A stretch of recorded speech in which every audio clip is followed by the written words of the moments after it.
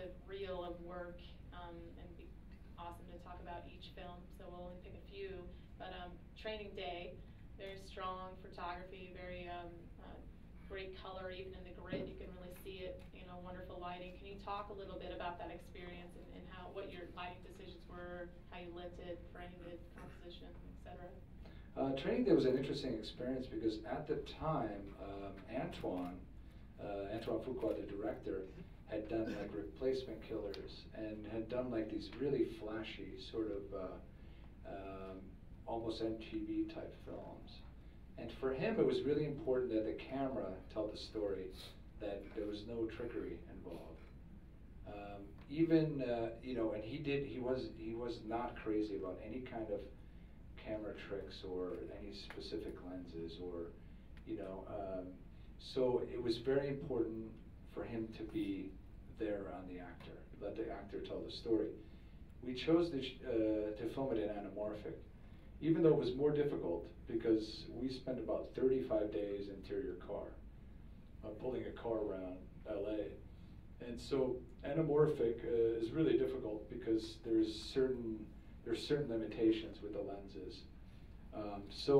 But through that difficulty, it was also a discipline that we weren't going to move the camera all that much, or that we were, you know, we chose specific angles, and that we would get into those obscure, you know, angles of viewing an actor and actions. And, you know, I just feel like Training Day was, I still think to this day, one of the works that I'm most proud of, because I was able to control that film like no other film. This was before the digital intermediate process. So it required, like, every day I would go to the lab at 5 in the morning before work and look at, you know, what we shot the day before and make any kind of adjustments. Or we also did photochemical, so we did like a special bleach bypass treatment.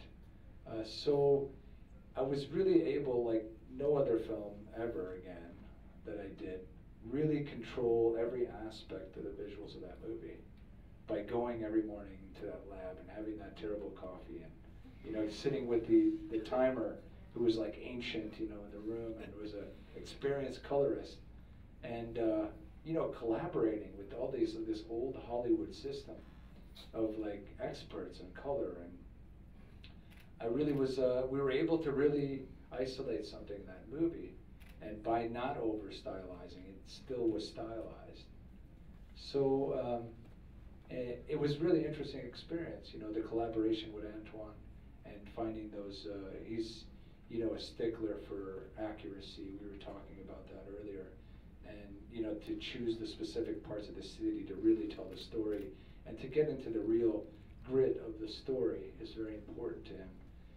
And, you know, Denzel, amazing actor, and Ethan Hawke. It was just, you know, all of it kind of came together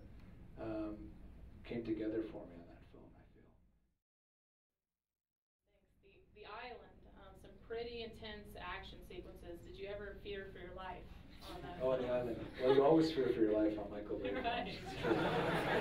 It's like, it's true, it really is. You do fear for your life. Because he's really into like really shooting the action. He doesn't do that much CG, it's just enhancement. So everything that you see, a lot of things you see in the film, even though they've been digitally enhanced, are physical, you know, physical things. Like you launch cars off, you know, car carriers, and, you know, there's a steel plate coming at you at like 100 miles an hour, and you're on a camera.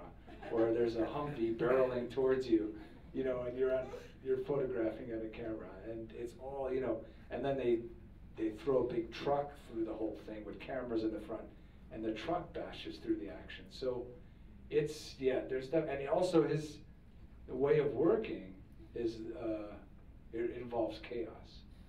Because he's late every day, and when he shows up, it's complete chaos. And that's like his method. He drives everybody crazy, but he's an amazing visual director. He always knows where to put the camera. I mean, and his films are so exciting. Action, I think he's one of the best action directors out there. You know, he knows where to put the camera, and that's pretty amazing to watch that.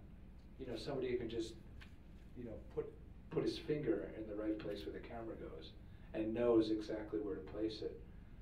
That's the kind of director he is. You know, he has really good tastes, and you know, a stylized director. He's really into visuals, so it was a really interesting experience. Even though trying to create my own, you know, whatever it was, voice in the movie, you know, within Michael's voice. I'd worked with him before. It was an interesting experience. It was kind of like staying ahead of him was more important.